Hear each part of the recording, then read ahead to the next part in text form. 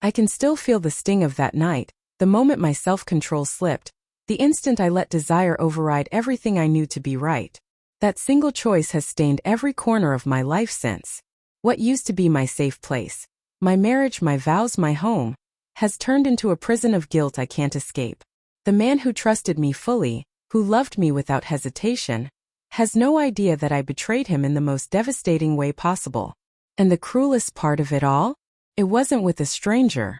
It was with Daniel, my husband's oldest, dearest friend. To him, Daniel was family. They had grown up together, shared heartbreaks and victories, leaned on each other in ways only brothers in spirit can. I was part of that picture too, always on the outside looking in, never imagining I'd be the one to tear it apart. That night replays in my mind like a haunting film, every frame sharper than the last. My husband had left for yet another business trip, and I was tired of the empty house, the lonely bed, the silence that weighed heavier with every passing night. Then Daniel appeared at my door, rain soaking his clothes, his usual mix of charm and recklessness filling the air. I should have sent him away. I should have turned the lock. But instead I opened the door wider. We talked too much, laughed too loud, drank more than we should have. And then the quiet came. It wasn't the comfortable kind, but the thick, dangerous kind that demands to be broken. He leaned in. My lips should have turned away, but instead they parted. What started as hesitation quickly turned into hunger. His presence towered over me, pinning me against the wall. Shame rose in my chest even as my body betrayed me.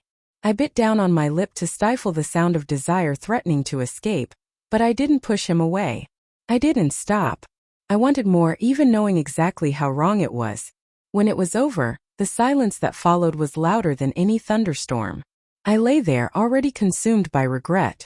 When my husband returned days later, his arms full of flowers and his face glowing with love, I nearly collapsed under the weight of what I had done.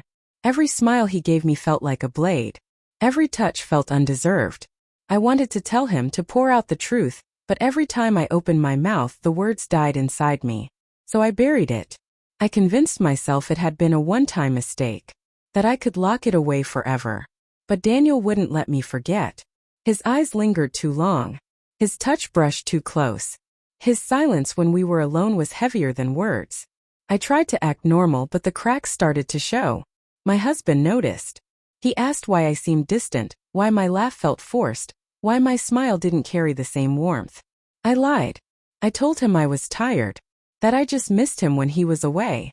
The truth was simpler. I missed myself.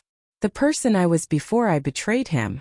The truth surfaced far sooner than I ever expected. It was a Sunday afternoon when he stumbled upon Daniel's jacket in our closet. That in itself wasn't strange. But inside the pocket he found something damning. A note. My handwriting. A few reckless words scribbled in a weak moment. I can't stop thinking about that night. The look in his eyes when he read those words will never leave me. They weren't soft anymore. They were hard, searching, full of pain. His voice broke when he asked me if it was true. I tried to speak, but there was nothing I could say that wouldn't confirm his worst fear. So I nodded. And in that nod I shattered him. He dropped the note like it had burned his skin. His face contorted with anger and anguish, and for the first time in all the years I had known him, he turned his back on me and walked out without a single word. That night he didn't return.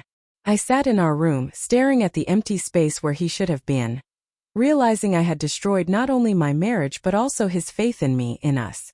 The silence of his absence was louder than any scream. When he finally came back the next morning, he looked broken. His eyes were red, his jaw clenched tight.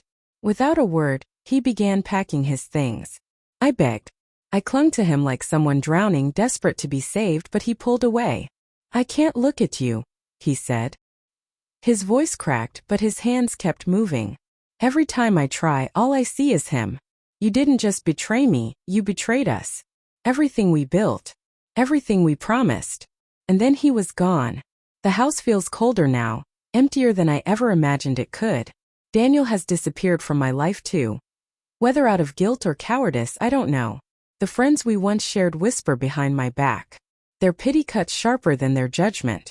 I move through each day like a shadow of myself, haunted by one choice that destroyed everything I held dear. I used to believe love was strong enough to survive mistakes, that years of devotion couldn't be undone by one night of weakness. But now I know better. Trust doesn't bend, it breaks. And once it shatters, the pieces can't be put back together. I still wake up reaching for him in the dark, but my hands always close around nothing but air. And the truth I cannot outrun is this. I let temptation win. I let Daniel touch what should never have been his. And in that single moment, I lost everything that ever mattered.